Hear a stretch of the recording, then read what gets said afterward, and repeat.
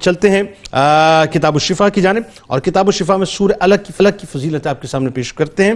فرمان نبوی صلی اللہ علیہ وآلہ وسلم کہ جو شخص اپنے امور میں کامیابی حاصل کرنا چاہے تو 41 دن تک نماز عشاء کے بعد سورہ الگ 700 مرتبہ پڑھے، انشاءاللہ کامیابی حاصل ہوگی۔ حضرت رکن عالم رحمۃ اللہ علیہ کا قول مبارک ہے کہ تزکیہ نفس اور بارگاہ رب العزت میں حضوری کا شرف اس وقت تک حاصل نہیں ہو سکتا جب تک کہ اللہ تبارک و تعالیٰ کا فضل و کرم شامل حال نہ ہو۔ روزنامہ 92 نیوز میں آج مضمون ضرور پڑھیے گا حضرت عالم ملتانی رحمۃ اللہ علیہ کے حوالے سے۔ ٹویٹر پہ ہمیں ضرور فالو کیجیے گا، فیس بک پیج کو لائک کیجیے گا، یوٹیوب چینل کو سبسکرائب کر کے بیل آئیکن کو ضرور کلک کر لیجیے گا۔ آپ وہاں موجود ہیں، یہاں موجود ہیں، مل کے نعرہ لگاتے ہیں اس دعا اس امید اس یقین کے ساتھ اجازت دیں کہ لا یؤمن احدکم حتی اکون احب الیہ من والدہ وولدہ والناس اجمعین۔ اللہ تعالیٰ آپ کا، ہمارا، ہم سب کا، پاکستان کا اور امت مسلمہ کا حامی و ناصر ہو، آمین۔